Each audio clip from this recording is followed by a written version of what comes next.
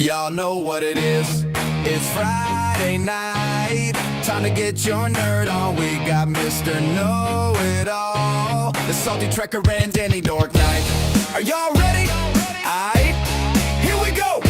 If you're looking for me, you know where to find me. Cause tonight is going down. On Friday night, we have Nerdfights. It's on tonight. On Friday night, we have Nerdfights. It's on tonight. On Friday night, we have Nerdfights. It's on tonight. On Friday night, we have Nerdfights. It's on tonight.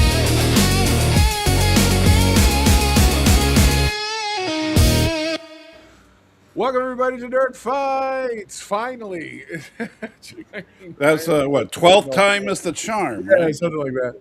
Yeah. So mental note: when you record something extra and you take yourself unlisted, don't leave it that way when you do your next live stream. It doesn't help. So we solved that problem. Anyway, joining me, of course, is the captain of the starship, SaltyTrekker. Sir, how are you? I am here. Nice, and of course, Danny Dorkknight. Hello, sir. Hey, How are you, sir? I'm stoked. So I'm gonna pull a salty and hijack the show for a couple minutes. Um, I saw the greatest wrestling promo of all time Monday on Monday Night Raw, and it was Roman Reigns versus CM Punk, and it was awesome. They are going to be the main event at WrestleMania here in Las Vegas, and I have got to figure out a way to get there. It's so damn expensive, but I got to figure it out. So I'm stoked. That- for wrestling. That's awesome, dude. I love that. Hold on a second. So let me get this right. I just want to understand. So there's a WrestleMania coming, and are you gonna try to go? I'd love to, but it's super expensive. It's even nosebleed seats are like $1,200. Woo, that's a lot. Yeah, God. it's at Allegiant Stadium where the Raiders play. So Well, you know the Super Bowl is going for something like I think $30,000 a ticket for the good seats that's right now. insane. So Yeah, it is. So I mean, these events are huge. I mean, I grew up with WrestleMania, man. My very first exposure $1,200 to to watch wrestling, a couple of men in their underwear groping each uh, other. Men in Tights. I don't know if it's men in underwear. Men in Tights. Sorry. Now, but don't forget, as we have spoken with Laura before about, these are some of the peak athletes. Peak athletes. dude. I'm telling you, if you got 3 minutes and you're even remotely interested in wrestling, check out the little face off between Roman Reigns and CM Punk on Monday Night Raw the other night. It was so good. Rotten Randy and who? Roman Reigns and CM Punk. Rotten Randy. Laura Funny. points out very astutely, I don't like watching men in underwear. Marvel and TNG fans. I guess we'll put probably at the end of that. But First, yeah. wait, hold on. Yeah. First of all, I am not the biggest fan of TNG, as you know. And as far as Marvel, the MCU, they are not wearing underwear. You're confusing the DC universe because Oh. in Marvel they've updated the costumes to where they are I definitely mean, walking They're around. Tony Stark costume. literally calls Spider-Man underoos. Underoos. That's Yeah. because, but that's because of the costume he was wearing before Stark gave him the upgrade. Yeah. I know there's nothing nothing confusing about men in tights jumping on each other. Not at all. I think it's a healthy fun. The Winter Olympics have started, so I think that's where you go to. What? Yeah, exactly. I didn't even know. I forgot. I don't like that we do the Olympics like every 2 years now. Um, We have it- gotten into a pattern. yeah, remember when? Well, When you I was may a know. kid, it was every 4 years. Yeah, it used to be every 4 years. That was Yeah. an Olympia. If there was a presidential election, there would be Winter Olympics in the winter and Summer Olympics in the summer. Now they alternate, so they're doing Winter Olympics this year, and then in 2 years they're going to do Years. Summer Olympics. Summer Olympics, yeah. And I think that's just stupid. I think make it a big deal that it's a year long thing, that it's an Olympic year, as opposed to every couple of years. It just basically means, okay, so every other year we're doing Olympics now. You Yeah, know, hey, so. Tito, I'm actually really excited for tonight. Tonight's this is the first night we're flying solo. We're not simulcasting anywhere. This is Nerdfights, living on the Nerdfights channel, and that actually makes me really happy. So if you guys do us a favor, share the show.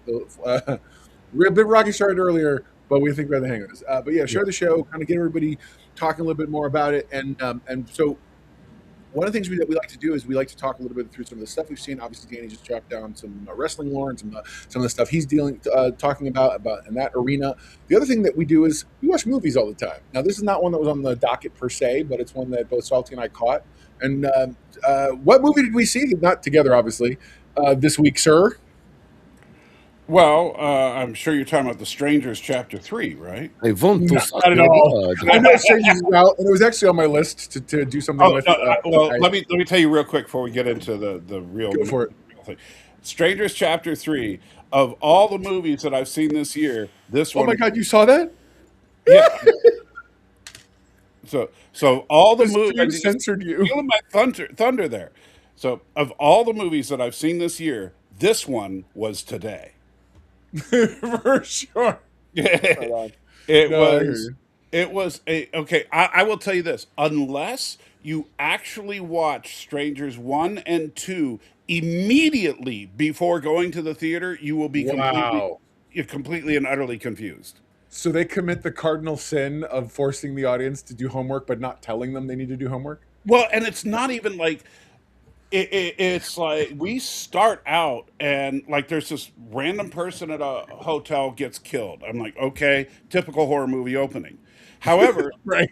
then we have the bad guys burying the body, and then the camera pans over, and there's this girl in the woods watching them, who is apparently the main character of the movie, but she was also the main character of the last movie. But since I haven't seen the last movie since last year, I didn't recognize her right off the bat. And I'm like, who is this girl, and why is she all beaten up? And they never explain it. Not once do they bother to tell you that, by the way, she's already had a run-in with these guys. Yeah. That's And yeah, I can see it being a problem. yeah, and so the entire movie is like that. You keep meeting people that I guess you're supposed to know, and you're supposed to care about people, and it's got you know one thing I hate in horror movies. I gotta say, and I'm sure you guys can identify with this. Is The when you Strange have a War. Is Infinity is when you have a horror movie in which people do ridiculously stupid things. It's it. Yeah, I got you. Okay. Everybody is stupid in this.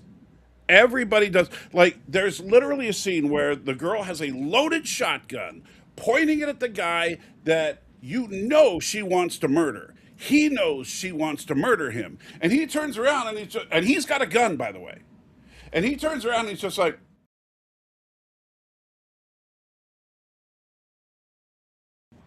and nothing. And so she's like, he's just kind of staring at her for a second, and then she just blows him away. And it's like, why, why, why didn't you do something? Okay, you know how dangerous the strangers are in this, right? Well, Sure. okay, so in this, these strangers, this is one frail little girl who's already been stabbed, beaten, and is bloody from head to toe, and she manages to get a vehicle and get out of town, right? And then she's like, no, I'm going back. And so she swerves the car around, goes into the town, and then proceeds to kill everybody. That's hilarious. Okay, you guys. Jeez, Thomas. Thomas, anybody else's screen turned gray? Yes, it's because I was trying to situate something. I didn't realize it was going Yeah. to affect the screen. It's on me. You're So good, bro. You're good. now, as for the other movie, let's see if I can. I don't know if I can do it. This is the movie that I actually want. Yeah, this is the movie I want to talk about a little bit more. So Which is Dracula: A Love Tale.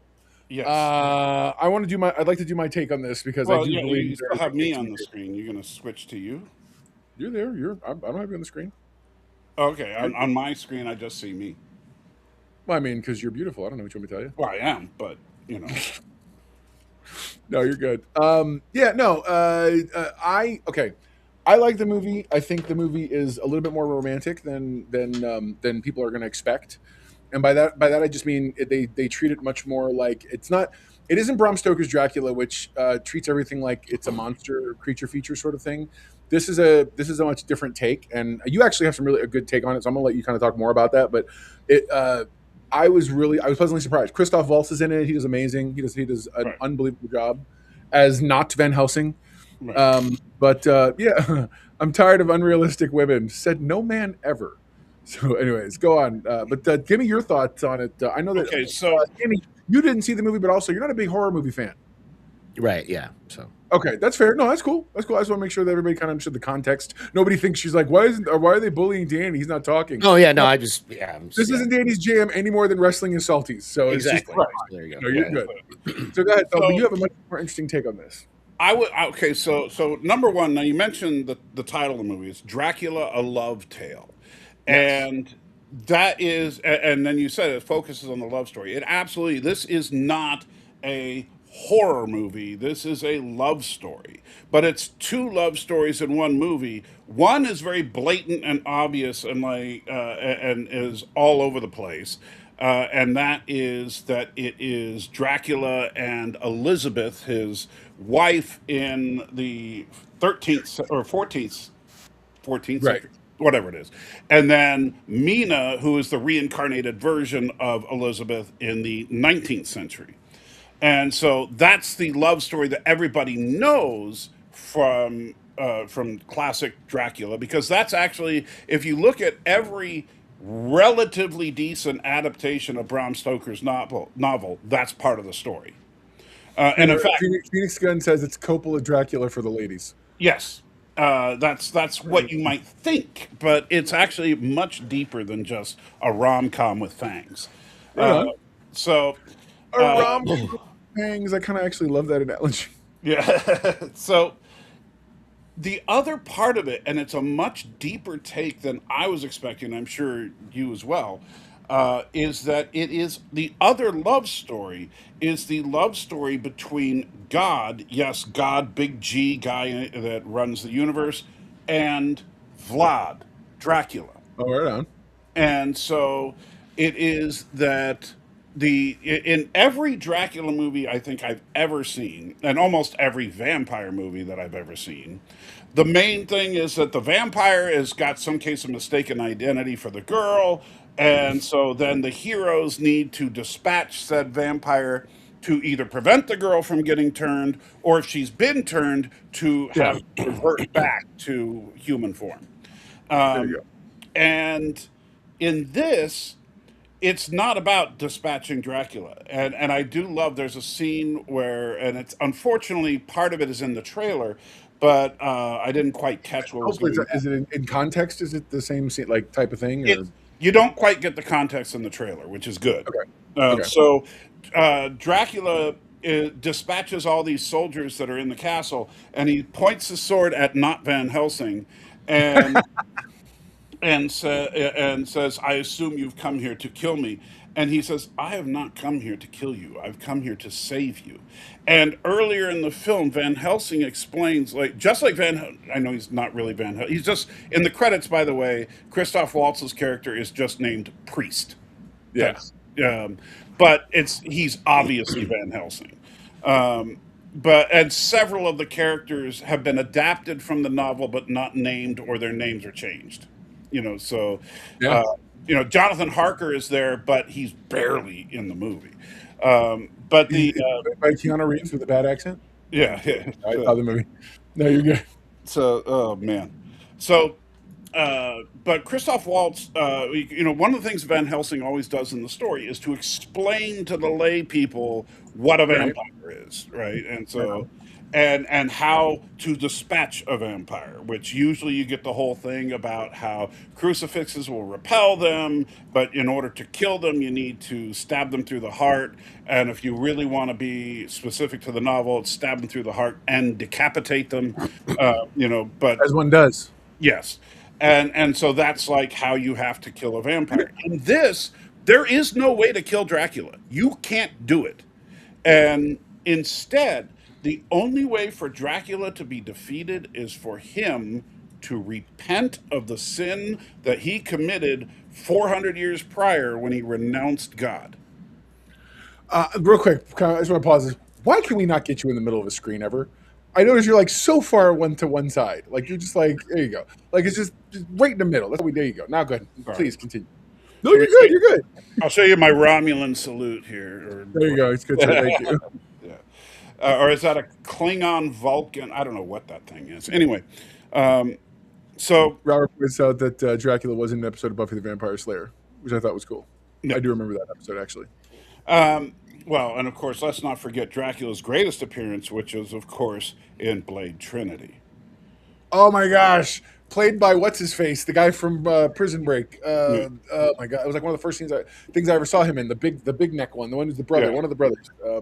Not the But other guy. now they call him Drake because he's edgy. exactly because he's edgy. Yeah. But yeah, so this Dracula. The funny thing is, so did you recognize the actor playing Dracula? I didn't at first until I looked him up. No, who was it? It's the guy, and I'm not even making this up, who played Banshee in X-Men First Class. Really? Yes. He doesn't. They're doing a wonderful job in terms of like making him not look like that. I did not recognize. Well, him no, it's just that he's bigger. That's all it is. And once you realize it's him, look at his mouth. And Really? then look I don't at go looking at guys' mouths. I'm sorry. Well, I know, but that's more Danny's thing. It's just a hair too. It's a hair too homoerotic for me. Yeah. So, where is it? I just brought it up. Let me see. Is that? Where is he? Oh yeah, check him out. I did. Where do I know him from? Yeah, it was Like, Banshee. where do I know him from? Was he Banshee? He was Banshee. God, he looks so much older now. Well, First Yeah, he Class looks was a long crazy time older. ago. Oh, that's crazy. Caleb Landry. X-Men First Class was like, what, 6, 7 X-Men movies ago? Yeah, no, for And they real. haven't even been making X-Men movies for a while, so... Okay, well, real quick, that's a great question, Danny. I do want you to contribute to this question. Yes. There's something. The question here that we're looking at is rate. What would you rate vampire movies? Like which, if you could think off the top of your head right now, just what would you? That's a great question, actually. What would you rate the vampire movies that that exist out there? that you've seen, at least. Sure. Yeah, I'm trying to think. I mean, I think the one with the one with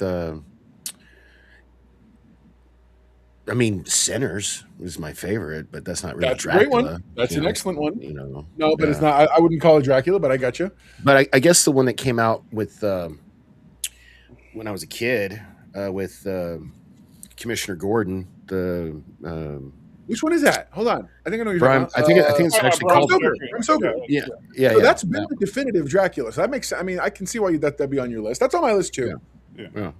I think between that, and the most recent one that came out, Nosferatu, which is because I'm sorry, everybody understands Nosferatu was essentially a commercial German Dracula. free. Yeah, it's German Dracula.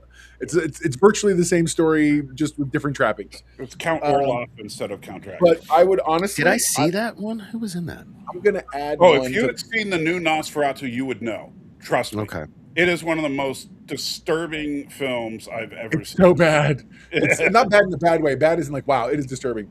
I'm going to add one to this list. For me, Blackula goes on the list. Blackula That's a- is surprisingly good. I'm not being. Yeah, that's what I'm saying. I'm not trying to be like the token guy who's like the black movie. No, No. legitimately, Blackula is an amazing. Like, I'm shocked from that era.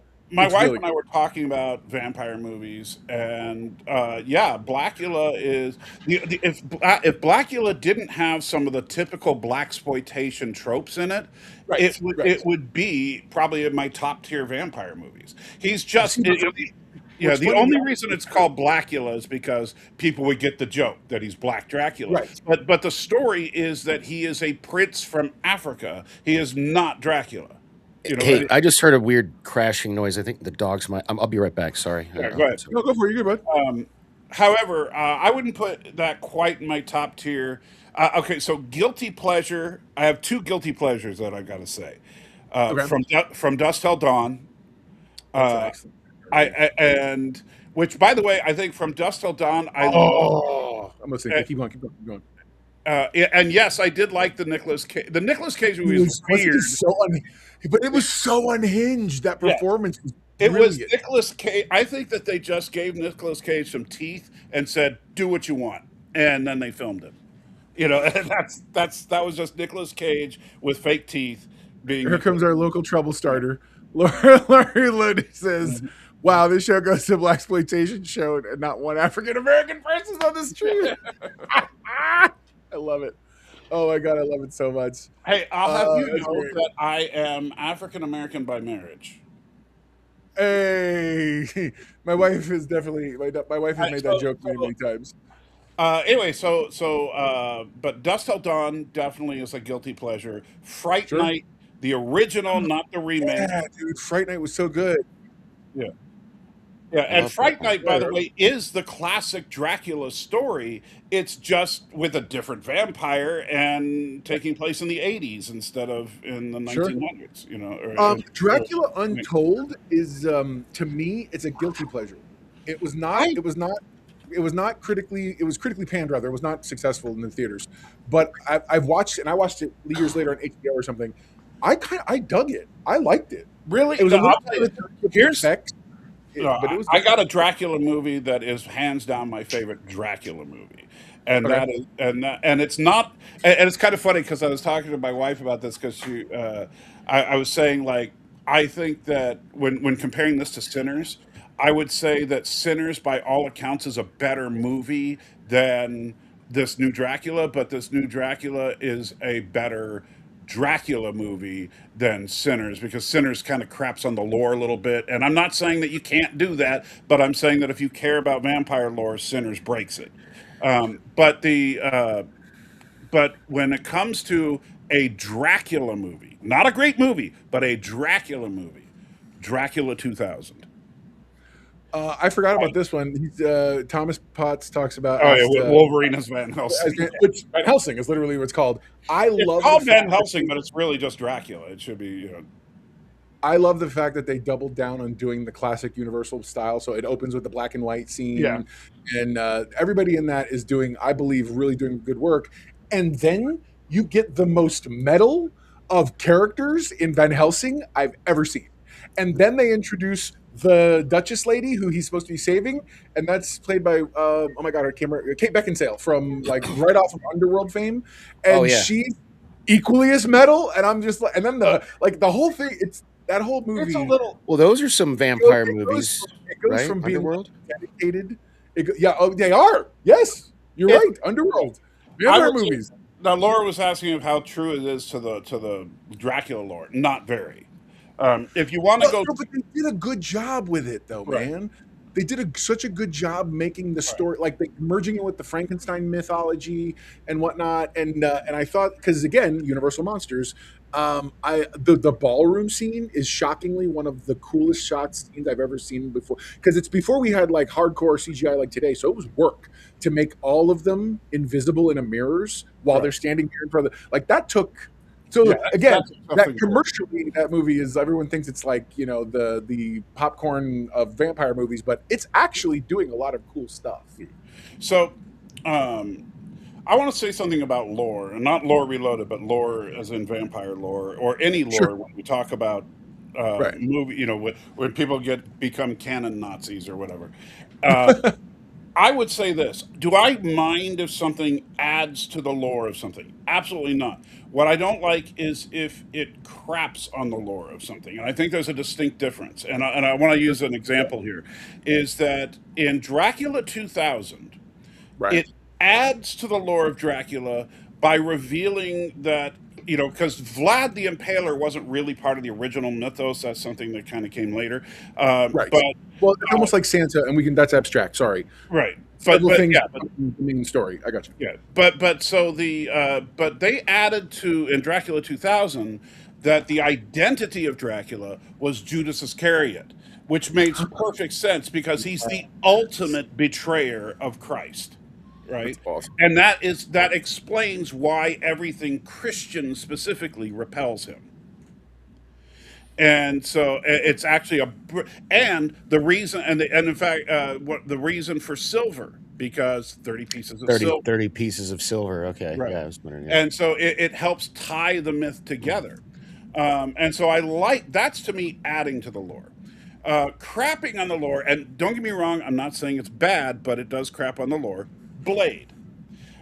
Where Blade, the first thing. But it's still a good movie. You Oh gotta no, I'm admit. not saying. I just said I didn't. Okay. I'm not saying it's bad. I'm saying, but this is the difference between where I can appreciate adding to expanding the lore versus crapping on it.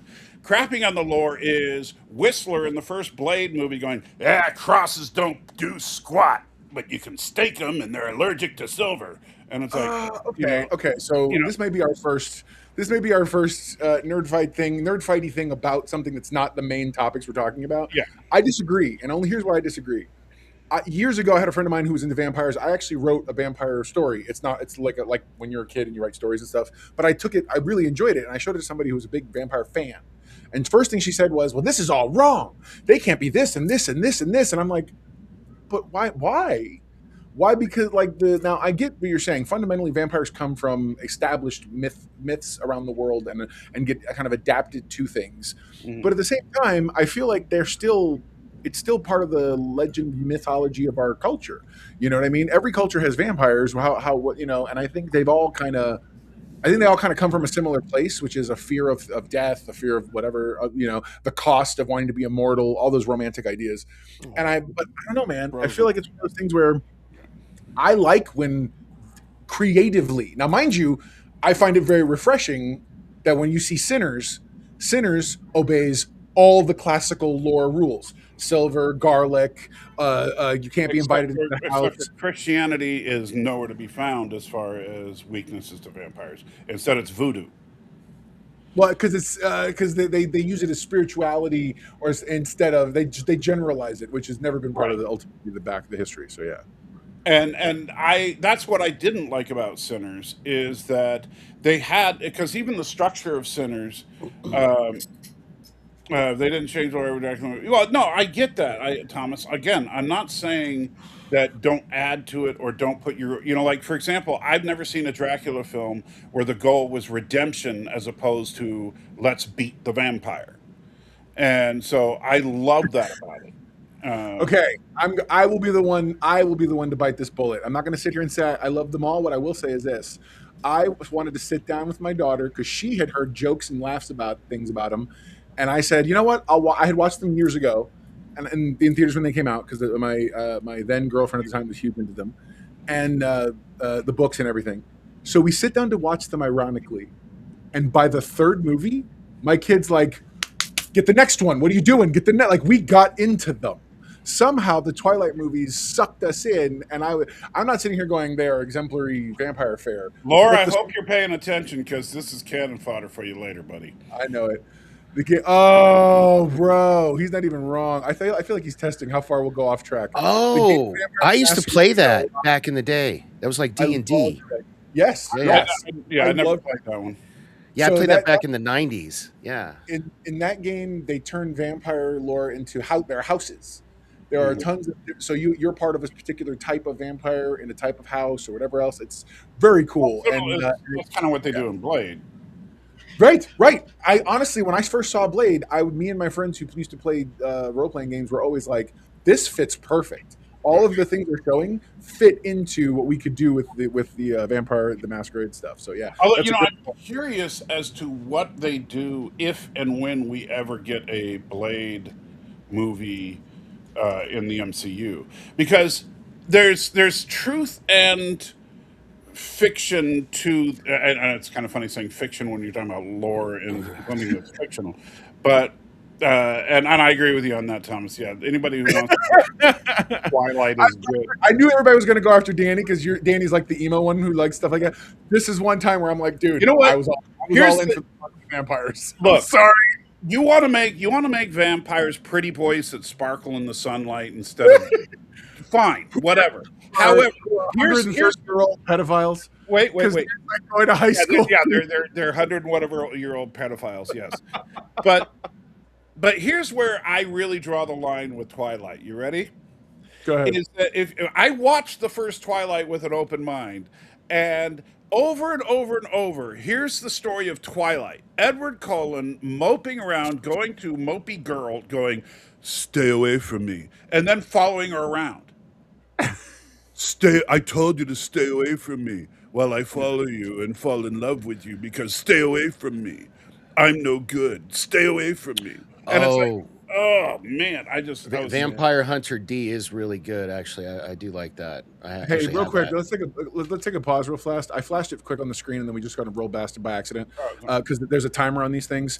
I'm really sorry to hear that, Penny's. Penny's a good friend of the show. She's one of those staples of our audience. That's why we stopped the show for her and sort of say hi when she says hi, and everybody's real good at saying hi back. This is also this is Danny's mother, the one who defends his honor often, and we love her for that. Yeah, man. Just we love Laura, you really love her. We'll have a lot of we're gonna hopefully make you smile tonight, and we'll have some good times in that memory. So we love you, Penn. Hopefully we make it through the show with no issues. Yeah, and but yeah, so stay away from me, and then following you around, that was dumb. I'm sorry. Robert Pattinson did not redeem himself to me until the Batman. And then you just don't watch enough movies. I don't normally do big cinematic movies. Robert Pattinson actually did some really cool stuff. I know he can act, don't get me wrong, but man, I hated those movies so much. And I'm just glad that it ended what's-her-name's career.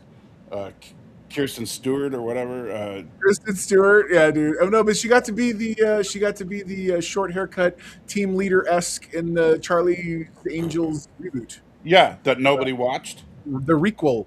It was kind of so I'm sorry. It lacked all of the sexiness of the early 2000s version, which I thought was at least that was cool. Yeah. So but anyway. Yeah, because they wanted to be Charlie's feminists. I stop it. That's what. But, let me. And there's nothing sexy about feminism. I'm sorry.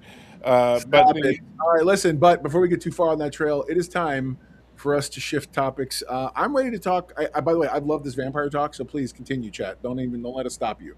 I really think it's time that we discuss this week's episode of Star. You want to talk about the trailer that we all watched first, or we can if you want, but that's it. Right now, I really want to see the. I think people want to hear about that. Well, we got to give Laura a minute to join us if he's joining us. Sure, we can do that if you want. I can do it real quick. So, oh yeah, you're gonna just play the thing. Yeah, why not? All right. So if we're gonna take it down, so Laura, if you're listening, this is the time to join us. If you're listening, we don't know if you are or not, but so help me God. Where am I at? There it is. There he is.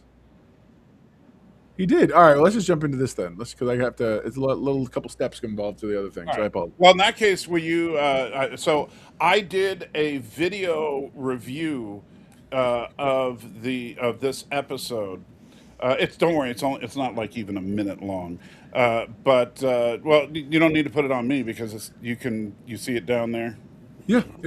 So get it prepped up and everything. Really? Come in. Yeah, pause it there too. This thing's it's terrible how this thing. Again, I always hate this system how it does that. Yeah. Just auto jumps. Are you gonna let me run it or not? I didn't mean to do that. Sorry. Yep, All right, go ahead. Here we go. Come in, Orson. More calling Orson. Come in, Orson.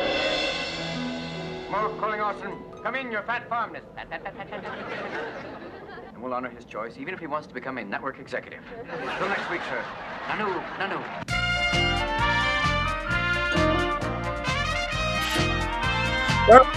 It would have been funnier. I know you couldn't do it because of copyright. Yeah. But if you had her talk and then had him be the actual.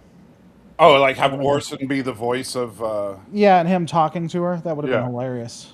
I was thinking about doing all that, but I ran out of time. Well, and plus probably shut the live. Yeah, stream you know how down. CBS gets. Totally. Yeah. So. So we've now discovered the holograms are in fact from the planet Ork. Episode what is it, episode 5, series acclamation Mill. and I'm sure the name has a meaning that I couldn't find or couldn't see. The Sam episode. Well, Real quick, that's her. Yeah, that's Sam's. I name. know, but the fact that they make that the whole title, I just call it. At least give the because period. it's just I her get it. episode. I know. Well, that's what they tell us. Anyways, it's fine. So let's do the like we normally do. Hot takes around. Salty. We'll start with you. All right. Hated it. Next. Danny. I liked it. It made me cry two different times. Actually, Rock on, man. No, so that's to be fair. Hold on. Hot takes only. We can have conversation after. Danny. Now that since it's I 100% am with you. There were exactly 2 moments where I got emotional, and I felt something in those moments. That's not by the way, that's not the setup for like a slap in the face. I genuinely, for me, the Sarah Lofton moment was landed the hardest, and but that's also what caused me to sort of really reevaluate the episode in my mind. I also did not like the episode overall, but not because of a lot of the reasons other people might give. I didn't like it because I'm like, guys, you're just stop living in the past.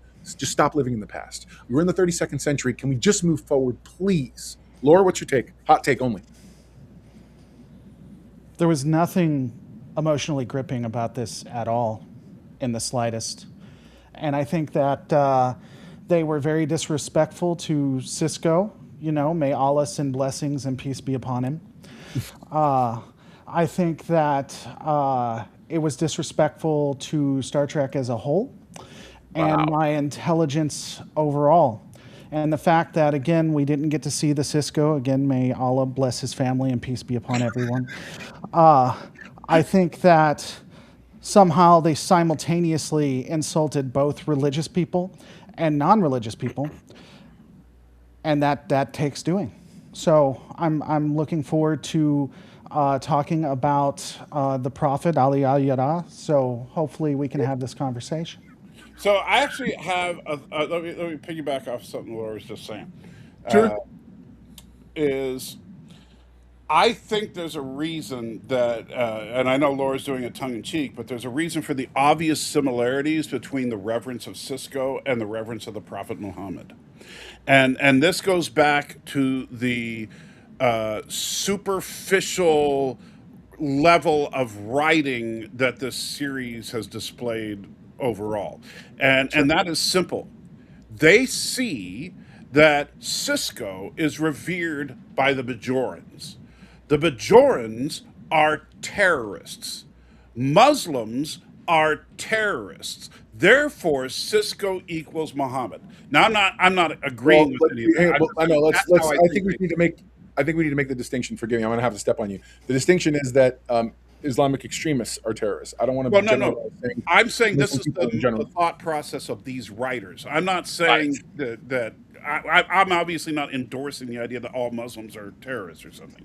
I'm saying that I think that these writers, they process this as Bajorans equal terrorists, Muslims equal terrorists, therefore Bajorans equal Muslim. I think that's how they see it. Did you notice the allusion to the fact that we have Muhammad, again, God bless everything to do with him, that he was also fighting a technologically advanced nation with nothing but pale white people? Because I noticed that. Also, to address something that come up, because I actually looked this up, they have the rights to reuse all of his stuff. I actually went and looked back into it. Right on. They can use all of his images, not anything new, but they can use all of his images if they want to. It's not been confirmed that I could find, but the most consistent messaging was that he did not want his image reused, and so they honored that. But here's the thing: don't make an episode about him. It's so simple. Well, they dedicated it to him. Okay, and you know what? That is the most disrespectful thing I could see to do, because he obviously doesn't want to be a part of it. He obviously doesn't want to be a part of it. He doesn't want anything to do with it. So don't fucking do it. Just do something else. It's really easy. There are a ton of actors that would love to be back on There's at least 2 actors that would love to be back on Star Trek. So just use those. Just use those. It's So really here's easy. here's my take on what Lord just said, because I do feel like I want to dovetail on that. Although I need you to know, Danny, I'm absolutely on your team for today in terms of like I don't want the positive side of this discussion to not exist. So I'm doing my best to think very much through at the things that I did find positive, because there was a framework in there. I too Now, like about to what be you fake said. sometimes. Go ahead. What Lord just said was, I mean, you made an entire channel off being, contrarian. So the argument could be made, but no, I feel like what Lord just said is absolutely right, and that what amounts to, Danny, because I know you're confused when he says he feels like it's disrespectful. Avery Brooks has been very adamant at every single venue, every time he's ever showed up anywhere, he's done. And the fact that they can use his likeness but didn't, and still chose to be, I believe, somewhat smugly, and by the way, thanks, Avery, feels very, I also felt that. I felt what he's talking about. They didn't use any original stuff. Even the comment at the end was not recorded by him. It was, but it was recorded a long time ago. Nothing original was used, and they're like, "Thanks, Avery. Love you, buddy." It's Yeah, what it should, you know what, they should have said thanks, Avery, and had that Klingon Romulan chick flipping off the camera. Thanks, Avery. That's really the feeling I got from it.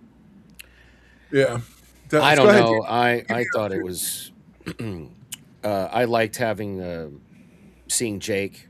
That scene with Jake and Sam was that was the scene that really got me. Like I wish I why. I don't know. I just wish I had a dad like that. I'll put it that way. I don't know. Well, I It guess hit me a little differently, I guess. So here's where. So Go ahead, here's I'm sorry. okay. So I don't know if I want to have this conversation if it connects with you like that, because there is not one good father you can find in Star Trek. The Surak or Lofton or whatever, Jake, what he portrayed Cisco as was a complete rewriting of history based on every scene he was in DS9. right. He was That was not Jake expressing love for his dead father. correct, and he had completely rewritten history based on what we've seen. Unless on all of these scenes that we didn't see with him, like what happened off camera, he was perfect and he was a great father. He was not on screen by any stretch. So Stan says that Worf's parents were good parents. Okay, his step parents Well, they just said Worf's parents. wasn't that didn't he have a huge issue with like his dad? Well, because remember, his dad played favorites with the human sibling. Or I thought something. there was something more to that too. Yeah, Yeah, the Rashenkos. yeah. thought there was something more than that. Excuse me, O'Brien's a good father. Okay, and Keiko's a great wife. Cool. Since we're living in the land of make believe. Since we're living in the land of make believe. Thomas is pointing out Picard had good parents. Yeah, you can see how well they taught their sons. Oh, O'Brien, the dude that almost backhanded his daughter after he got out of prison and wasn't getting mental health checks to make sure that didn't happen. That good father, O'Brien, is that the one? See, this is the problem. This is why I can't. You can't. Wait, I'm trying to remember? Didn't O'Brien like beam his unborn child into another person, or something like that? Oh yeah, and then almost, and then there was an entire episode about how he was going to cheat on his wife with Kira, Yeah. but at the last moment he decided not to go. But That no, makes him good, Great, though. great. him good. Star Trek, a family show. Hey, Danny, do you have what are your thoughts? What are some of your thoughts about the show, about the episode?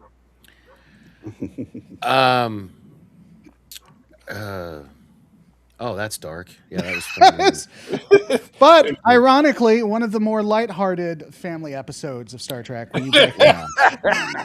Wow, that's okay. I don't know. As a dark. fan of So dark. Deep Space Nine, I don't know what in real life issues Avery Brooks has with things. I've heard that he's kind of a weirdo in real life, but I mean I liked the character Cisco. I really liked Deep Space Nine, and I thought this episode, maybe I should just go back to drinking so you guys can fight anymore. I liked the episode, and I thought it was a love letter. I thought it was. It was good, not a love letter. No, it was So, not a well, love letter. There you go. It's so. Here's what I think happened is they got. I'm sorry, I always forget his name. The kid that played Jake. He's been wanting to do something. Yeah, he's been wanting to do something. They figured they can get him, and so and plus They got him for a song. I guarantee. Right, and so and you can always throw Dax in there, and so then that was cool. I mean, that was kind of a cool reveal. So then you got to do something about Ben Sisko. And the thing is, like, if Avery Brooks had actually appeared at the end of the episode, if he had actually gotten over himself and decided, you know what, I'll do it just this one time, then I wouldn't have felt like it was a big FU to Avery Brooks. The fact that he has outspokenly opposed ever going back to Trek. He had why? God, see, I'm learning. I didn't know this. So Avery Brooks is like the one thing I really respect about Avery Brooks is that he is nothing like Sisko in real life. If there is one actor that you can tell me that you don't see the person behind the character, it's Avery Brooks. He is an amazing actor for that because Avery Brooks, I think people would get upset if he did go to conventions because they wouldn't see Sisko. They would see Avery Brooks. Mm-hmm. The one thing I will say that I liked that actually did good because it is the only thing I liked. And this was happening during it. So I was watching. I had no idea that it was Dax, and I had no idea who the actress was. Oh, it was the chick from Lower Decks? No, I found out at the end, but I didn't know at the time. And I recognize her. I did too. Yeah. I didn't. And I was talking to Mr. Know-It-All, and I was actually, it's been 900 years, technology's gone, or whatever they're going to use for that excuse. I was watching her, I was like, this person's familiar. Like, the way that she's acting is familiar. And I assumed that it was an actress from another, show or something like that. I was actually going to look her up after to see who it was. Because you know how you can watch an actor or an actress in a different show, and you can be like, oh, that's the person from another show that I've seen or whatever. You know what I'm saying?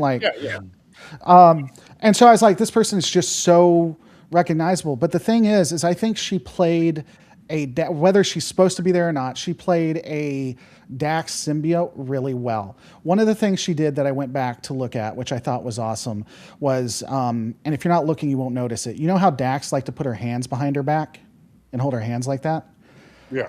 When you're watching DS9, she actually does that in this episode. A couple of times. And then again, just the mannerisms she did, she was able to play Dax, but not Dax really well. So I thought that was done. Interject something to that though, Lauren?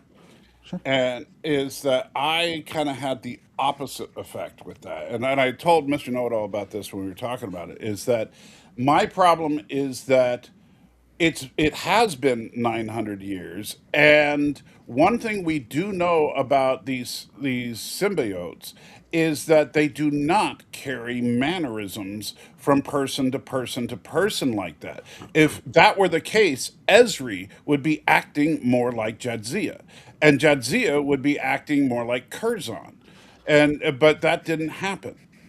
And so, because the personality or those little mannerisms seem to come from the host, not from the slug, and the memories are transferred, but I don't think the mannerisms are, and so I didn't like that. I thought that was counter to what we've seen.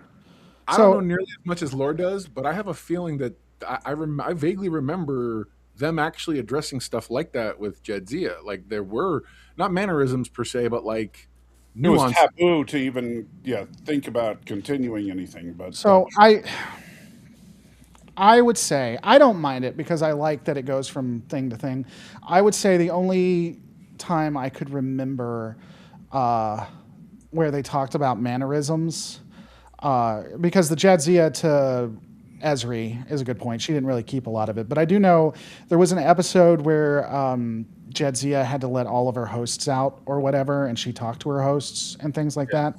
And she did talk about how she would get like X or Y from them, but that could be explained away as a one-off episode or inconsistent on other things. And it wasn't something like keeping the hands behind. It was like, I get my interest in science from you, or I like XT because of you, or things like that.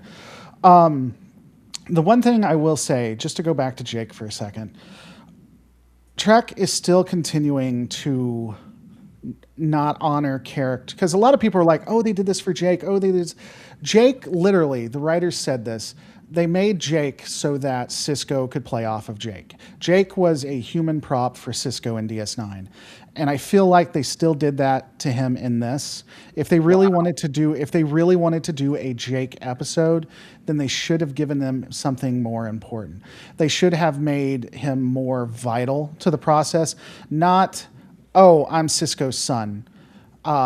Maybe he did something in spite of being Sisko's son. And you can still have that, I love my father, honor him and stuff like that, but give him more to do. It was a modern day version of what they did with Uhura in a way, where they had them in the background, in my opinion. Well, and Jake, I mean, the funny thing is, the only thing we learn about Jake is that, yeah, he was a well-known author.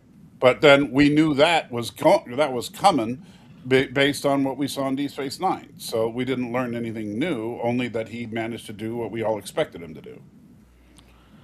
And can I just say, I think they really missed the chance to make Jadzia more powerful, or whatever her name is, Dax more powerful, whatever her first name is, because they messed up. They were on, and I've already said this to a couple people. They were on the cusp of greatness with Dax, and just hear me out on this. They were there. They were at the finish line. They could have done this all. They could have done this so well, but then they flubbed it at the end because they don't trust their audience. Because you see that she moves her hair, and you see the spots, the trill marks. Yeah. So instead of right then and there being like, my last name's Dax. No, listen, just hear me out. She shows the trill marks. That's fine. You can even have Sam do the, wait a second, what's going on here? But not actually say anything. And then the final scene, Jadzia sitting with an orb. She actually has an orb with her. Just trust me on this, sitting with an orb. She opens it up, and then she says, hey, or she says, hello, Benjamin. You know, like she did in DS9, she did that a lot. Right. Hello, Benjamin, or hey, Benjamin. Then you see the white sparks come off like you used to in DS9, cut to black. Right. Never say it's Dax. Never say it's Dax. That would have been, in my opinion, excellent. And it actually does something that Starfleet Academy never does. Answer the question or show us the end of the main plot. This is the third time they've done that. We don't know if Sisko is dead or alive. We didn't see them win the whatever match that they had, and there was one other thing that I forgot that they did too. The debate. We never actually see a real debate. We never see the real debate too. Like actually finish it off. In my opinion, that would have been excellent. How about even just and I know Mr. Nodal talked about this in his review of it. How about a follow-up to the fact that she pissed off every Bajoran on the frickin' in Starfleet Academy? You know, that's what I wanted, man. Like, just give us that lesson. We've all seen it. That's what I said too. That's a mistake. Data does a thing. He goes back, and now he's showing growth. They didn't do none of that. Aki gets upset that she said, you grabbed his ear and said something. She doesn't get upset that the chick walks into the middle of a religious group and says, I would like actual facts, not something that's make-believe. She doesn't say that exactly, but she said nonsense. That's nonsense. Yeah.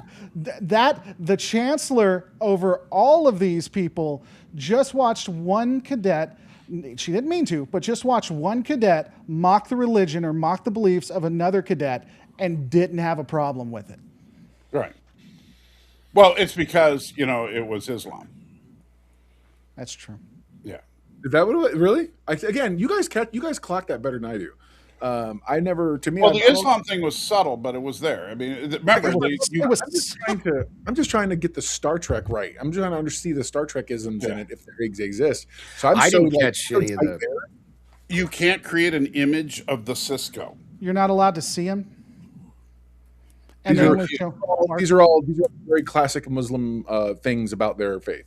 They've turned they've turned him. They've taken what originally began as an allegory of the Jewish nation and their faith, and they've sort of co-opted it into this direction. If you want to look And at the not only that, in several episodes, 2 that I've clocked, you also see. Not that I have a problem with it necessarily. It's interesting that they're doing this for Islam and possibly Judaism, but not Christianity. But you also see several different characters with hijabs, Yeah. but not one Christian iconography, which is fine because I don't need any of that in my Trek, honestly. But it's just interesting to me that is there. yeah. I think that when it's distinctly absent, that you do kind of begin to notice those things, or at least you notice someone clearly doesn't. And I hate being those people where I'm like, oh, there's a message. I don't think it's so much that. I just feel like there's an ideology at play in the background, and it's just seeping through. It's seeping I through think everything. it's coding. I don't think they have an active message. I think it's coding. No, think they're- I think that they have. Okay, so I'm going to say a term that some might find offensive, but hear me out. So cover your ears, Lord. Offensive? You? So On one of these channels? yeah, I've said that. Here's my take on Starfleet Academy thus far. It is written by a group of immature, slightly retarded women who think. Yep. We hit the offensive mountain. You're right. Yeah. You nailed it. You got it. buddy. You got there. I told you. Four words. Four Yes. words, and you got there. You hit it. But hear me out. Who think that the way that Sam behaves is typical teenage behavior, and they also believe that Starship Troopers was a serious, non-ironic pro-military movie. And so they think that they think that Starfleet Academy should look like the Academy from Starship Troopers, which is why all the characters look like the characters from Starship Troopers. Real quick, Laura, can you address this question? Because I do think you and I actually talked a little bit about this very idea. Well, technically, it was nonsense. Cisco was a physically existing person, not a debated historical. The 24th century had cameras. The biblical Quranic era did not. So there's a couple of things that I'll say to that. So first off, because we've had this discussion, Star Trek actually addresses this. First, you have the burn, and then you have 600 other things that could have happened. So the fact that they have images could have been corrupted. Additionally, they talk about it in Voyager, where just because you have computers that can record things doesn't mean that they get the information right. I would also say, this is just me going outside of Star Trek to a degree, I would say, without knowing, that Muhammad, even if what we've seen there doesn't exactly exist, there's probably a figure or multiple figures like Muhammad that existed, which would still make it true. And that could be the same thing here. So Cisco, even if some person might have had a Cisco-esque thing, would be my argument. So the fact that they had cameras doesn't mean anything, especially not. When did cameras come out? Was that 300? Not 300. Couldn't have been 300 years ago. Man, I have a degree in digital cinematography. How do I not know this? Late 19th century. Okay, so late 19th century. It would be very hard to find. We have them, but it would be very hard to find images from the 19th century. I have some. Damn sure wouldn't Stop blocking yourself with your downstage hand. Wouldn't find original 19th century pictures. And I can tell you that what I do remember is that the 19th century pictures we have are degraded to all heck and back. Okay, so first of all, patently false. I have a chest full of original 19th century pictures. That's because you were there. Well, true, but Those are your high school pictures. I was the one taking. I was the one taking the pictures. No pictures. Yeah, but no, I actually do. I have What are they called? The end of the year things that you get? The yearbook. Was that a yearbook? Was that what you got? Like you got a yearbook? Yeah, back in the class of '92, but it was 1892. So, however, I do want to counter the whole thing about lost records and all that from Bajor to from the 24th century to the post-burn era, and that is very simple. I can disprove that with just one simple fact: they have an orb. Okay, so as we all know, the prophets are people you can really trust. These are some great beings, okay? First off, Wait, they but that never means talk in prophets riddles. actually First off, exist. they never talk in... Just because the prophets... Jerusalem exists, it doesn't mean that Jesus or Muhammad existed. But Hold on, actually, New York City exists, doesn't mean Spider-Man's real. okay. What? So first of all, you know, so if you're getting on the, Wait a second. What if no, hold on. If you want to compare, you can't compare I'm Spider-Man to. not saying they're not real, by the way. Yeah, Muhammad, not Jesus. I was just making a point. Yeah, So I'm he's not saying saying that. Spider-Man's not real, guys. Just It's correct. I would say yes. yeah. So no, but Spider-Man is presented as a work of fiction, to be fair. Muhammad and Jesus are not. They're presented as historical figures, as was Cisco. But right now, here's my argument to you on that, is that in time is going to do what it does, right? Like so in 300 or 400 years, there might be, as crazy as it sounds, someone who believes that a Spider-Man existed because so much time has happened and corruption occurs. You know what I'm saying? Continue on. I would say this though. Anybody, so 300 years from now, if somebody was studying ancient writings and they came across some Marvel comics of Spider-Man, um, and they said, "Oh, this must be based on a real guy." The problem is that this is a person that clearly doesn't understand anything about literary style or any, and you know about this stuff, Nora. So as opposed to like it's Spider-Man is not presented as a historical text. It's presented as a form of entertainment primarily for young people. Now, if there was like let's say you found a Marvel omnibus that said the complete history of Spider-Man, and and you looked at this and you were like, wow, this is amazing, we have proof that Spider-Man really existed, except that then it would be very easy to disprove because you'd look at the dates and you'd say, well, wait a minute, how could this book was published long before Spider-Man died, and yet they know Peter Parker is Spider-Man. How? So my no, counter to that, can I just have one counter? Can I just have one Yes, counter? please go for it. Go for it. Okay.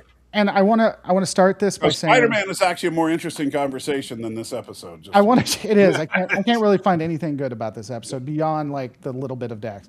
So I want to be careful about this because I'm sincerely not trying to insult people, but I would say that all of us can agree, and I might be wrong on this, but all of us can agree that I'm not saying which one is or which one is not, but all of us can agree that all of the religions, they can't all be true, right? Like the Quran and the Bible can't be true. They have one of them has to be false. They have contradictory information. Right. Without saying which one does, one of them has to be false. One of them could be true and one of them has to be false. Right. But there are millions they're of not people. complementary. Right. There are millions of people that believe they're both true. Both of them have places and events that did happen, right? So Spider-Man is an ad absurdum argument, but I'm just saying that there could be instances like that where you have two pieces of information that people think are true, but they cannot be.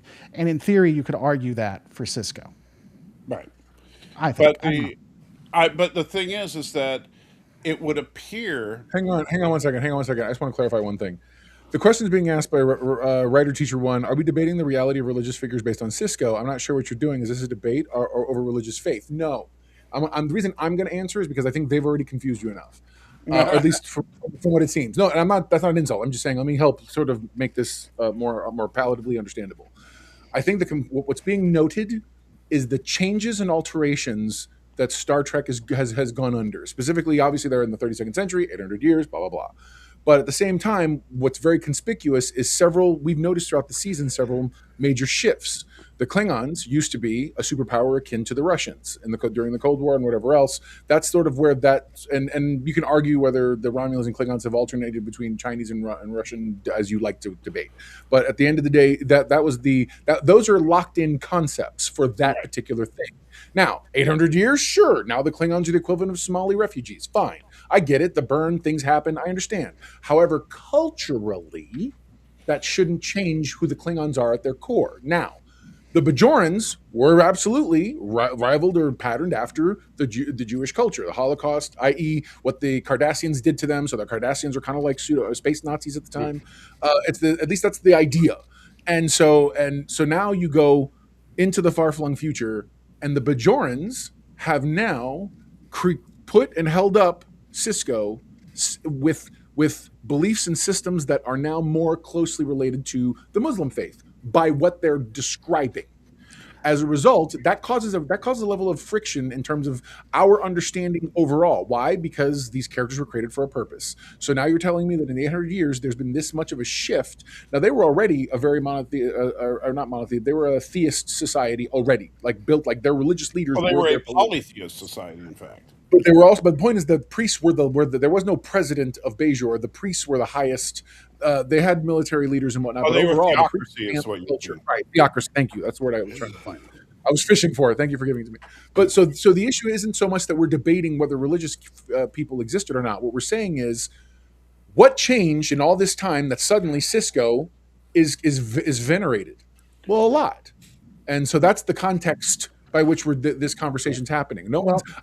We're not actually talking about Jesus Christ or Muhammad. We're not. Well, we're using them.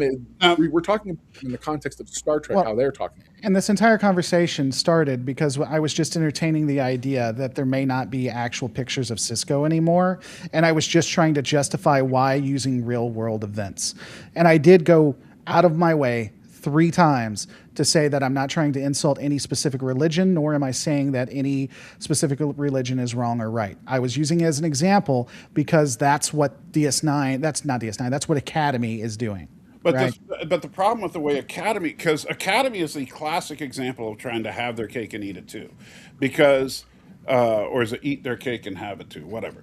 But because on the one hand, they're trying to talk about how Cisco was deified and everything, but on the other hand, they have clear records of Cisco the person, that Cisco was chosen as an emissary for these because they know all about them, about the non-temporal aliens that live in a wormhole, and that the Bajorans call it the Celestial Temple. Ha ha ha! Those quaint little Bajorans. We all know they're wormhole aliens. But the problem is, so they have all the facts, but then they're acting like it's a big mystery. And honestly, I mean, I could show up at Starfleet Academy day 1 and solve the Cisco mystery, because if Cisco has gone to the Celestial Temple, which is what is heavily believed, if that's the case, he's non-temporal and therefore would never die.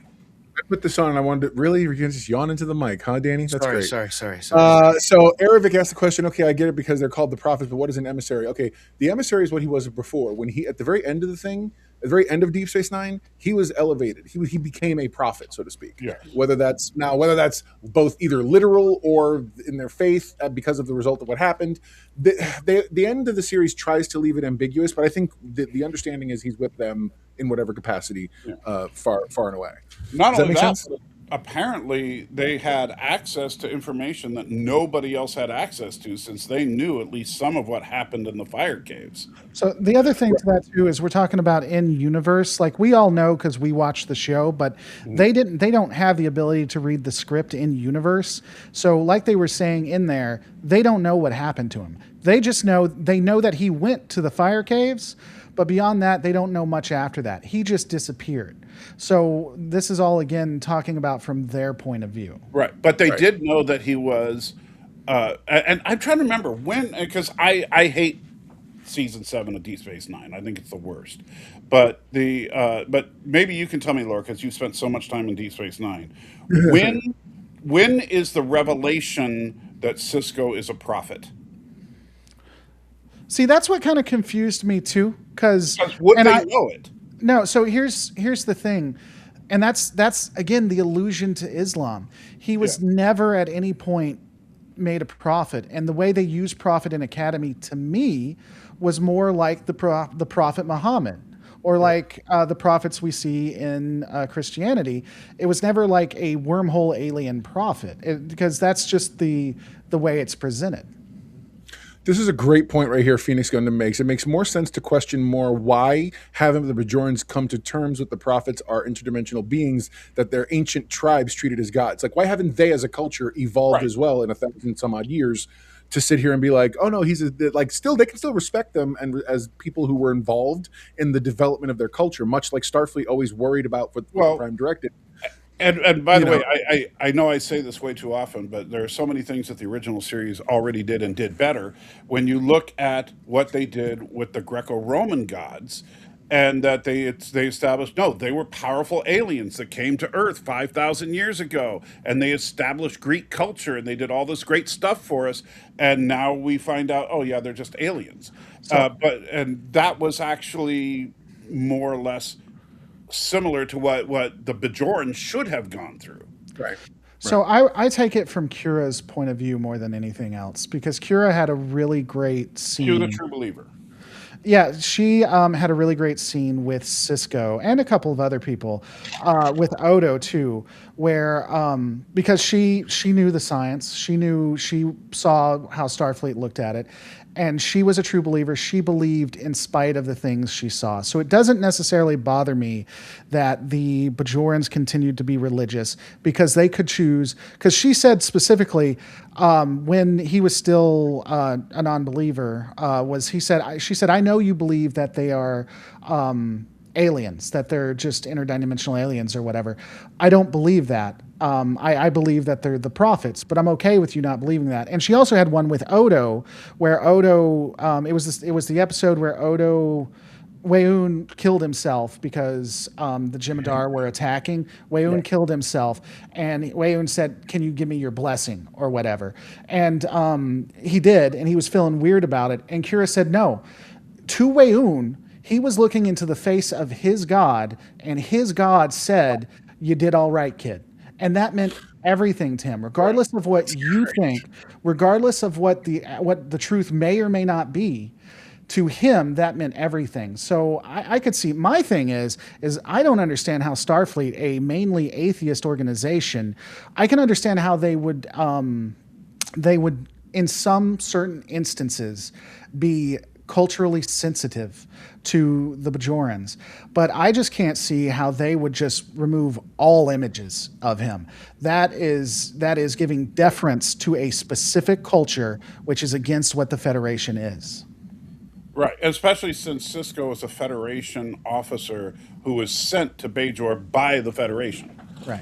And so, they can say, hey, you know what? If the Bajorans don't want to put any images of Cisco in their artwork or whatever, that's perfectly okay. But we have This our is a Federation Starfleet Academy class. Yeah, this is a Starfleet Academy education class. We should see him in the museum. We should see him. Like I believe the hole he leaves behind is more conspicuous than them trying to pretend he's venerated, he's holy, he's whatever. I'm like, no, this was uncomfortable. This was awkward for me as well. I found it Because uncomfortable. it would be like, in my opinion, it would be like if in a military, if in a U.S. military academy, they had some kind of, for whatever reason, had some kind of religious class or something that had to do with religion, and they gave an obvious deference to a specific religion, because that's what they're doing. Right. You either do it to all of them or none of them. Right. Here, real quick, to get us back to the show just for 2 seconds, and I've been thoroughly enjoying this deep dive, but this is actually very important because this was one of my contentions with the episode. Ervik says, I was waiting for the War College Dean scene with the ambassador. No kidding. So was I. And That's what I was saying. They never finish it. Yeah. It doesn't give us because here's the thing: these B plots, they're only MacGuffins to get us into something. To say we got to show them this is a college and there's collegey things happening, and then they don't ever continue those things or finish them. They use them as ways in to something, but don't actually go anywhere with it, and that really bothers me because I feel like I can't. That's trust a big storytelling. problem with modern writing. Is that at least, I mean, like some of the Berman era Trek was formulaic, but at least the A plot, B plot, C plot would usually mirror each other in some way, And right? it would give you a more satisfying ending. Right. In the way. original series, usually the A plot and B plot were related in some way. Like on the planet, Kirk would be trying to deal with the problem. On the ship, Scotty would be trying to deal with the same problem from a different perspective or something, you know. But you very rarely just have an A plot, B plot, where the B plot literally goes nowhere and has nothing to do with the A plot. Can I just say I hate, and this is all of Star Trek. Aliens don't have to do silly things in their Oh yeah, in their meetings and stuff. Like you had it with Picard, where he was wearing that silly thing during the movie or whatever. Yeah. And now you get to yell at each other, and you don't. Aliens don't have to necessarily. They can do stuff that maybe doesn't feel human, but we don't have to have something where we scream at each other. You know, we don't need that. yeah. I love that so much. Yeah, Street Future asked, was Sam supposed to have learned anything? Had any new understanding from her drunken night out? Yeah, she got to tell Orson to F off. Yeah, she gave her liquid courage to be able to stand up to him. Yeah. That's great. So I talked about this beforehand. So that chick that she hits, she's like a Romulan, right? The one that's in the War College? Yeah, Well, we don't know if she looks like to me that well, remember they're like what, Negvar or whatever I don't remember what they're called now, but remember they're Negvar. She's the Klingon No, Klingon class ship. The that's capital what I Klingon mean. ship. But remember in Discovery they renamed Vulcan to a new name. Oh, Navar. Navar. Negvar is a class of close. Klingon ship. I was close. So the Navarians are a hybridization of Vulcans and Romulans, and she looks like a hybridization of a Navarian and a Klingon. Which is fine, but she's War College. She's a Romulan.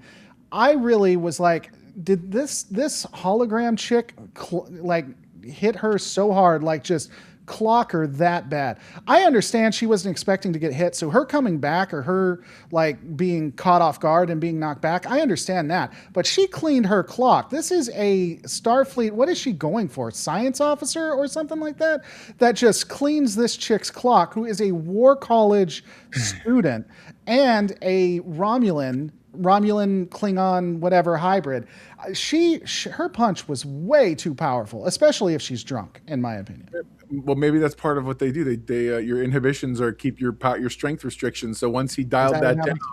Also, yeah, that didn't make any sense too. Like as soon as he saw she was out of sorts or whatever, he should just delete it. Yeah, why wasn't he just like, whoop? No, he waited till things went bad and they got caught before he did that. But as soon as she had 12, I would have just been like, we're gonna tone that one down a little. Well, you know, that's the thing, though. They cheapen everything on this show because another thing I mentioned the other day is that based on what we saw here, Data's entire 7-season plus 4-film arc could be summed up by a college kid spending 30 seconds writing code.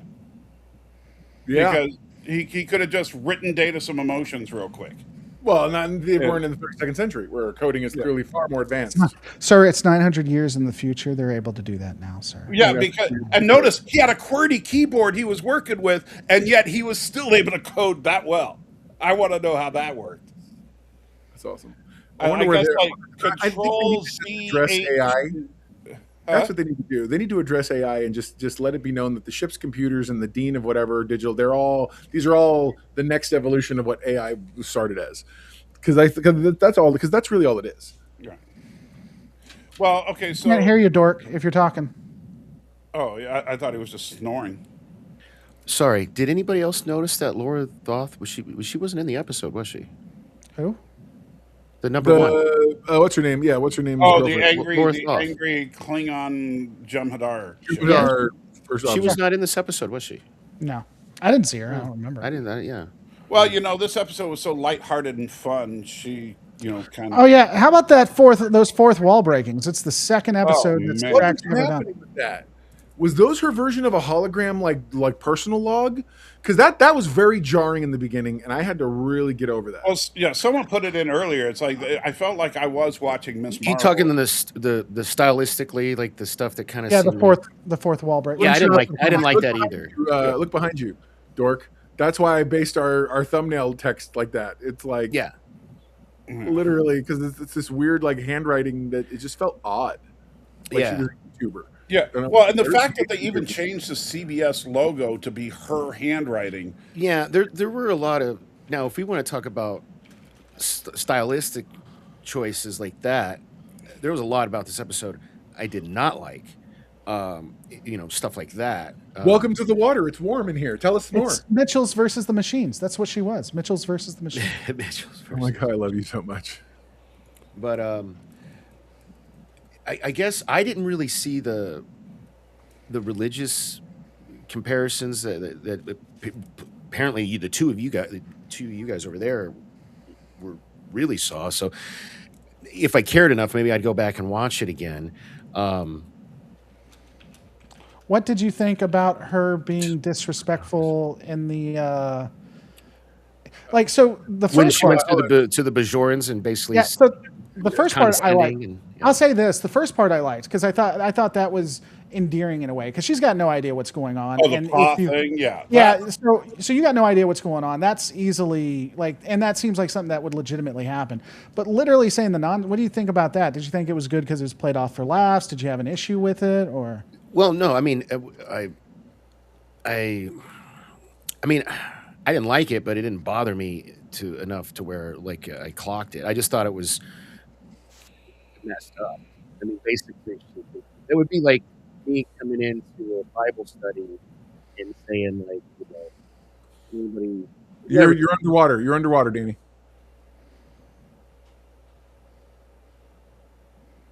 Yeah, something's up with your mic. I can't tell if you're not talking. So your mic's. Is this better? Hey, much better. There you go. Okay, sorry. Yeah, my mic was turned down for some reason. Now you're blown. It's blown out to hell though. Shit. Okay, Or sorry. just a little bit. There you go. Is that better? Yes, I think that the fact people can call number one in other places. Pike did it originally. We've heard other people do it in Star Trek. It's not. I don't think it's a unique name. I think Picard popularized it for us, but I think it is a thing that happens. So I think I don't have a problem with her calling her number one. That's fine.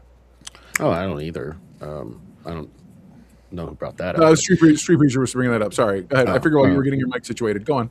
Yeah. Well, no, I just I thought it was kind of just disrespectful and rude, but I guess I was more talking about I didn't see the connections to Cisco being like the Prophet Muhammad. Is that what you were saying there?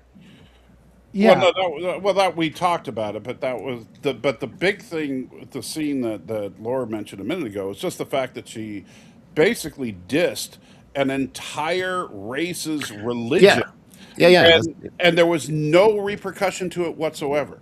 And she never followed up. She never came back to say, "Hey, I learned my mistake. I've learned the wonderfulness of him. To me, the perfect Praise be resolution upon his name. Blah, blah, would blah. have been to come Thank back you. Thank you. and be like, "Hey guys, I'm really sorry. And I'd really love to just sit with you guys." And now she's learning and growing. Now you see growth on screen. You're not being told. She's not going, "In today's episode, I learned how to such and blah, blah, blah." And that's what happens consistently episode by episode is we get told what the character, see, they're growing. See, I learned something new. And it's like, we're not witnessing it the way we have in the past.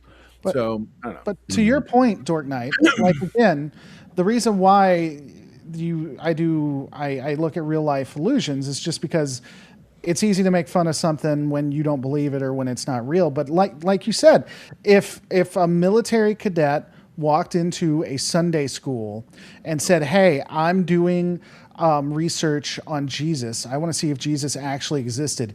Do you have real evidence or just that nonsense you're believing in? So, to your point, I think there should have been more for that. And I'm curious about your thoughts on that. No, well, I'm just going to echo what Mr. Know-It-All said earlier. Is there should have been a follow-up to that where we were shown that she learned and grew from it, not just that with a couple taps of a keyboard she can get 12 shots drunk and not throw up. Don't be jealous. Yeah. Oh, and don't forget, the big piece of lore we learned was that the weird Silver Surfer aliens puke glitter. Glitter, that was weird. Yeah. So. Did I tell you that the bothered K-Lon me reference? so much? Because Yeah. I'm like, did you guys reach the end of your budget for the season and this was the last scene you shot? Because what was that? What was that? That was so insane. If you could build a more fabulous species, I don't know how to do it. I don't know how to do it. Did you guys And we K-Lon finally balls? got confirmation that Jay Den is in fact gay. Did you guys pick up on that? Okay. Yes, thank you. Hold on. Oh hang on, no, hang on, thank you. hang on. No, please, can Here we I go go. first? Here we Please go. let me go first. Please let me go first. Please, please, Go ahead. God. Look at the way he's No, holding the microphone. You it's got to just- let him go. Because I need to do this. Because I want to say, Mr. Know-It-All, one of the things I love so much is being right. And so the one thing I kind of want to reference back is when me and Salty said, hey, it's kind of weird that these two, I'm sorry, I'd say teenagers, but they're not. They're 20 years old. There's so much difference. It's 365 days that have passed. Hey, it's kind of weird that they're looking at each other like they want to have sex right on the screen. And you said no. You said no, Lore. It's okay that these childlike figures are just staring into each other's eyes, and there's nothing wrong with that. And then when the one chick offered sex to get the other guy to get the job done, no, listening. Am I watching a different show? What's he talking the other about? thing? No, and I understand. And when we said, hey, there might be some hypersexuality to it, and then now today you're like, I'm seeing a lot of hypersexuality to it. I could So literally. if you noticed, there was a slow fade. But if you don't want to listen to me when me and Salty are right, it's okay. I'm focusing on you guys right now. I'm comfortable. You weren't listening to me 4 episodes ago. I didn't. My fellow Well, first of brother in all- Christ.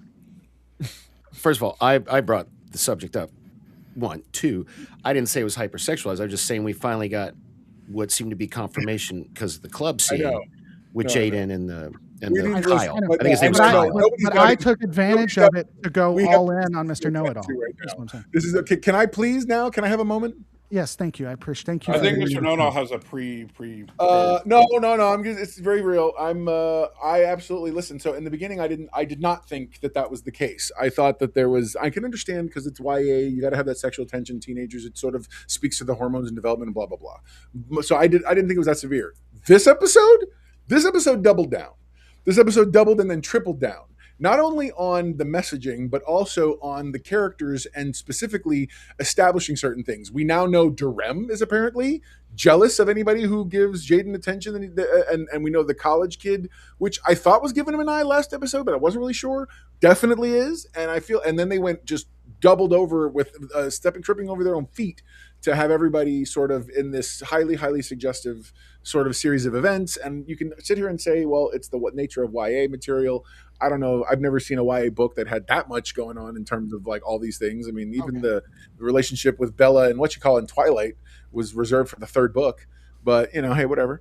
But no, it just was wow. So I was wrong. 100%. You guys were right, and I don't have a problem saying that. I was being a jerk about it, but the point I was making is that when me and Salty saw that, you guys made us look to be like creeps, and it was literally the old man creeps. We did. And my thing is I was right in that it was building up to it, and I'm comfortable with how all of this came through because you should always listen to me because I'm lore reloaded and I'm never fucking wrong.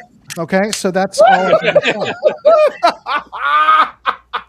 Yes. No, all that to say, and I'd be interested in your opinion on this, Dorkknight. All that to say, I do feel like they're tokenizing them, and the reason I feel like that is just there, just to code, just to be for people who are LGBT.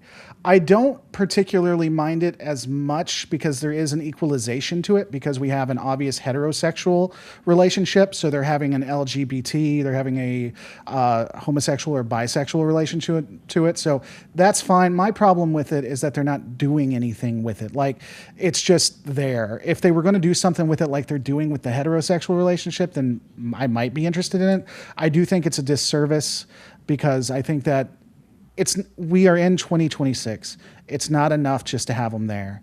Actually do something with them, in my opinion. Otherwise, they're just props, and that doesn't serve any purpose. And I disagree with the idea that we should never see things. But if you're going to, like you said, at least have something to say. I'll say this: like, I didn't like. Oh gosh, no, can't remember the name of the characters, but the Dr. Culver and what's the name of the engineer from Discovery that were a couple? Stamets. So Culver and Stamets were a couple on Not Discovery. Stamets. Oh, you mean on Discovery? I'm sorry. No, Stamets. Yeah, he's the guy that ruined House of Cards. Let me get my thought out here. I did not appreciate the fact that they were the only characters that we had to like zoom in the camera every time they were kissing each other, every time they were near each other. We had to see them brushing their teeth together, but we didn't need to see, other couples doing that for whatever reason. It didn't bother me so much that they were a couple. It's just that we have to like zoom and enhance every time they're on screen. It's almost like However- it's no different. It's no different than having someone sit here and go, "All right, everybody, we're gonna go. We're gonna blow up this one place. Now, be careful. You don't want to blow up the fried chicken place." And the camera flashes over to the black guy going, Yeah, you know what I'm saying? It but feels like I'm using a ridiculous example, but at the same time, all that, yeah, but all that aside, I actually liked the characters of Culver and Stamets. They felt like a real couple. I didn't have a problem with their existence. I didn't have a problem with their relationship. I just thought that like what Laura's saying, was kind of tokenizing them by zooming in on them every time to say, "Hey guys, see, we got a gay couple." And in fact, the way to make it more meaningful is kind of like, again, like the original series, is to not make a big deal out of it all the time, and instead just they're just another couple on the ship, and it's no big deal. But they also had an arc through the series. There was a reason for their sexuality to be a part of the story. So far, at least, the only thing I can see on Starfleet Academy is they just want to show teenagers are horny, or sorry, 20-year-olds are horny. Yeah, don't listen. They're not 19. Okay, That's listen. also the nature of YA material, though. Seriously, YA material You know has what? the ingredient of Just because it's in YA material doesn't make it okay. no, but that's the category. What are you talking about? That's exactly the point. I The mean- point is that's the show they're making. They're making a YA show. So to not have YA, So every elements show that are- that's marketed towards young adults has got to have lots of young adults like watching the CW. grinding on it. No, I don't. Yes, that's right. But you have know what? No, but you know what? so- I did watch CW back, before they just. And here's the thing: I watched like the first few seasons of Arrow. I watched the first few seasons of The Flash. I like some of the CW shows, and you know what they did? They didn't show the Flash grinding all over what's her name in every episode, right? No, but she's only the person that brings him out of when he's Right. he's in They trouble had a and- relationship, but their relationship was a slow burn. It wasn't like every episode we've got to see a bunch of horny kids. Whoa, the Flash. I get it. You know. Sorry. Writer Teacher One says none of these relationships have had an arc really yet. The hetero couple aren't really going anywhere. They look at each other and had a kiss. I know, and Right. and I It's feel just like sexuality on parade. yeah, I agree. So, I agree with that now, 100%. You guys are right. So, Dorkknight, you Yes. we're trying to talk for the last 30 minutes. So, what you guys say, buddy? Oh, I you don't have to put it on just me. I don't like this stuff in my Star Trek, but it's not for me. This is made Okay. for young adults. But leave it on Danny because I want to. Because Danny, so please tell me, what kind of sexuality do you want in Star Trek?